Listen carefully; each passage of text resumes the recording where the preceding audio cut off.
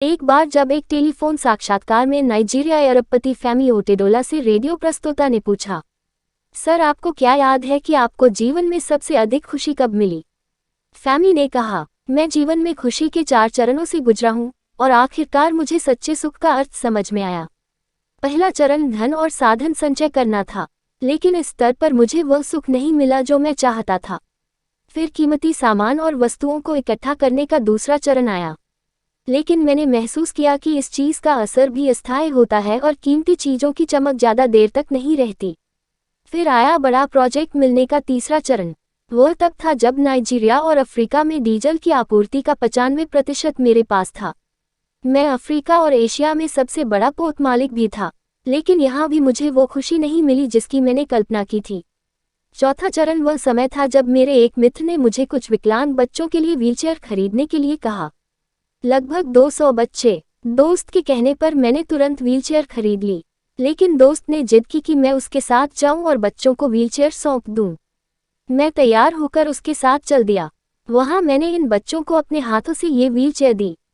मैंने इन बच्चों के चेहरों पर खुशी की अजीब सी चमक देखी। मैंने उन सभी को व्हीलचेयर पर बैठे, घूमते और मस्ती करते देखा।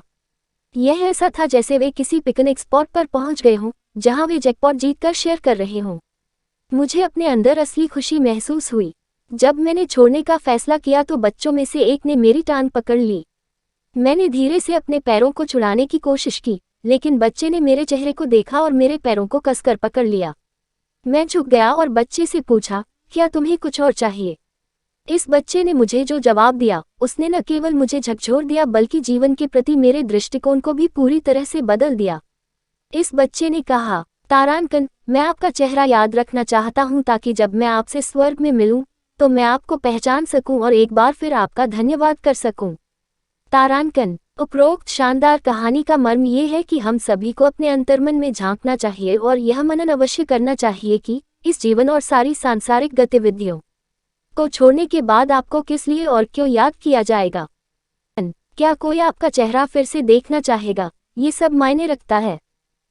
समर्थ है तो असमर्थ का हाथ पकड़े। ऐसी ही पोस्ट देखने के लिए लाइक शेयर सब्सक्राइब करें। फेसबुक नाम अमनदीप स्टोरी MK और यूट्यूब चैनल नाम अमन यूट्यूब ब्लॉग पर। Thanks for you.